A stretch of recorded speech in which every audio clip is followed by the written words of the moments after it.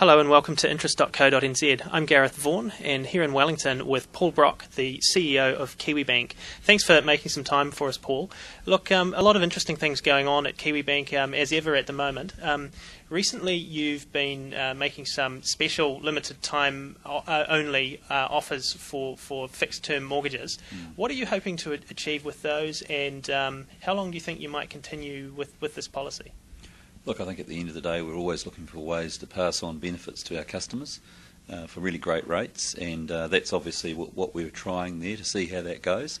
And you know, often they are limited time offers, and we may be taking opportunities where we see an opportunity in the market to go out there quickly with a limited time offer and pass on some benefits to customers. So, you know, I wouldn't want to say, you know, how long will they continue. Right now, that's a tactic we're employing, and it appears to be working well for us.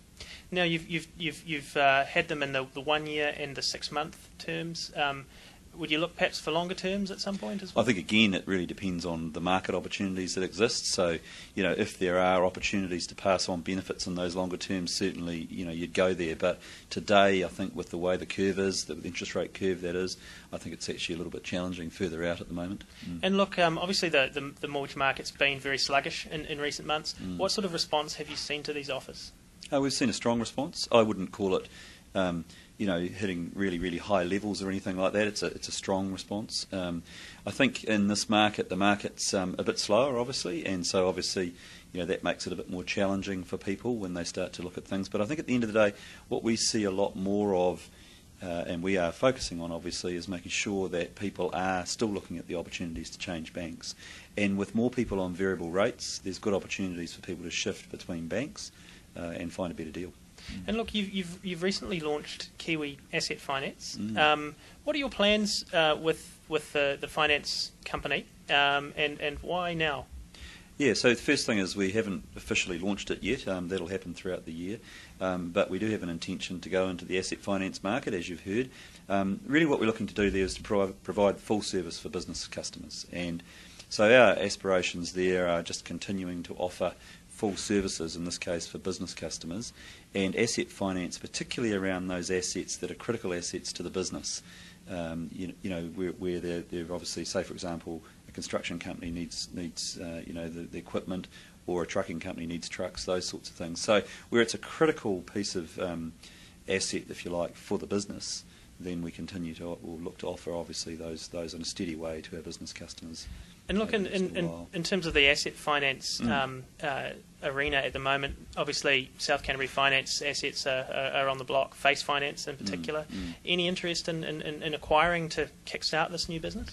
Yeah, look, I mean, I think in the first instance, obviously, we're looking to establish something ourselves as a startup, and that's exactly what we're doing right now. We always look at opportunities in the market. I wouldn't want to go there and say whether we're looking at anything in particular, but obviously you're opportunistic in the way you look at these opportunities as they come up. Depends on the environment. And another thing that you're doing, I understand you're expanding into insurance. Can you tell us what you're looking to do there? What particular areas of insurance? Yeah, so I think we've been in the insurance area for some time. What we're looking to do in the insurance area this year, we will be doing setting up our own life insurance company. Commonly known in banks as bank assurance. So that's a key area of focus for us right now. And we are building a start-up life insurance company like we built a start-up Kiwibank. And that work's going on at the moment, and we intend to launch this year. And the key there is to make sure that we can offer, you know, to all of our existing customers, you know, a good deal on their life insurance, and that's really what we're looking to do right across the board. So this is I guess an effort to secure more business from existing customers, or are you hoping that having a life insurance business will attract new customers to Kiwibank as well? It'll do both. I think when we've got 750,000 odd customers, there's an opportunity, you know, as we look at it today with our existing customer base, firstly, and many of those customers, of course, have switched to us from other banks where they may have life insurance as well. But in the case of new customers, certainly in the life space, we do expect that we would attract new customers just in their insurance in their own right. And look, obviously we've had a huge tragedy in New Zealand recently with the big earthquake in Christchurch on the 22nd of February. What sort of impact is that likely to have on Kiwibank? Obviously you operate all around the country, including in Christchurch? Yes, we do. Look, I think it will have a significant impact on New Zealand, would be how I would describe it. My view is the key right now is to make sure that we're supporting our customers and our staff and all the people of Canterbury to make sure that we can get them back on track. And that's probably a much bigger task than what everyone's has anticipated, and really it's probably early days yet to understand exactly what's going to be needed down there. Following the last earthquake, we put a care package in place with our customers, and obviously a lot of people took that up, interest repayment holidays, those sorts of things, while they got themselves back on track. But I think in this case the challenges are far more substantial for Christchurch in the sense of the rebuild. My view is all banks need to stand by Christchurch and the people of Christchurch and work through how we best stand by people. But it will be very challenging, and I think a lot of it will depend on how quickly we can get businesses going again in the region and how quickly we can restore strong employment prospects for the people of Canterbury. And do you think thus far the government's doing enough in terms of trying to get things moving again? I mean, it's still relatively early days. I think the government's doing everything it can at the moment, and there's streams of work going on in all areas, and they're not just involving government. Obviously, they're involving the private sector as well, and there's many businesses that are contributing right across the country, and it's really great to see. So I think we just need to stay combined and amalgamated in the way that we work together over this period. It's really critical that it's not just an immediate response that is about the food and water and everything, and I think that's been outstanding. But the next stage is now to focus on the medium term. What do we really need to do to get the rebuild happening here? And I don't just mean a physical rebuild. It's the rebuild of the people, the families, the infrastructure, everything that's needed to restore Christchurch. And look, I mean, I guess down the line, it's probably likely to have an impact on banks in terms of bad debts, because people just aren't businesses and individuals just won't be in a position to pay interest on their loans for a while in many cases. Yeah, I think undoubtedly it will have an impact on provisioning levels across the sector, and I think really at this point all banks are working through what that means. Both at the level of collective provisions and individual and specific provisions. It's a bit early on the specifics because all banks are working through with their customers exactly how they're affected, how they get them back on track, what are all the different options available to us to stand by the customer for as long as we possibly can to get them back up and running. And you've got to remember that in the majority of cases all of those assets are insured. It's a bit tricky when you've got a business perhaps that depends on, say, retail or whatever, and it's been in that central district, as to where and how the businesses are going to go from here. What will the business centre be while we do a rebuild in Canterbury? So those sort of questions are a little bit unanswered at this point, and so there's more information to come to the fore. But we must remember that all of those houses in Canterbury still have value. They are insured, they will be rebuilt, the stocks will be restored in Canterbury. There's just some challenges in the interim as we figure out where they're going to be rebuilt, how they're going to be rebuilt. And I think that needs to take a collective interest of both insurers, the government and the banks, and obviously EQC are a heavy part of that as well.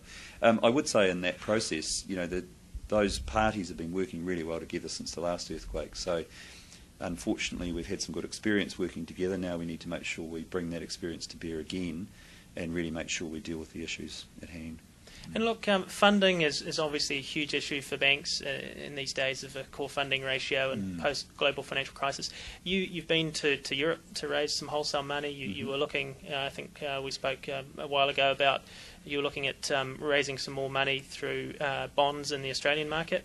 Any update on that? How are things looking in Europe for you, and when do you think you might tap that Aussie bond market again? Yeah, we've continued to tap the European market in a small way. It's more for the shorter term funding. In terms of the longer term funding, the Australian market, the conditions have not really been favourable for any deals there at this point.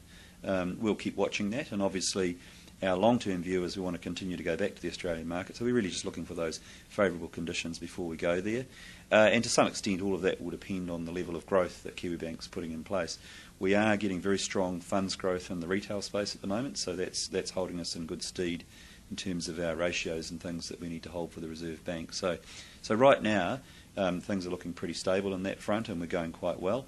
I think probably the key is to keep the eye on those markets over the medium term, and there's still a little bit unanswered some of the issues that could happen globally in terms of stability, particularly in the Middle East and other areas at the moment.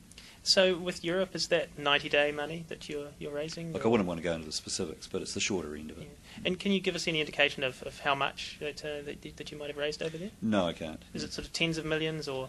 No, it's a lot more than that. Yeah. Okay, in the hundreds. Mm. Okay. And look, one of the big things in bank funding now is also covered bonds. We've obviously seen BNZ do that. Westpac have delayed their initial issue. Is that an area that Kiwibank is or might look to?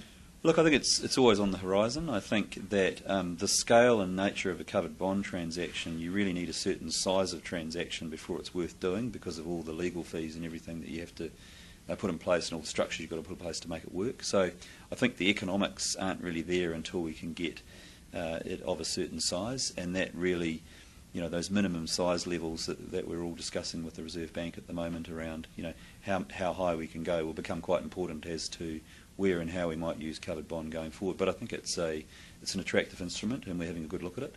But it won't be in the immediate future for us. Okay. Thanks for your time, Paul. That's Paul Brock, the CEO of Kiwibank, and I'm Gareth Vaughan from interest.co.nz.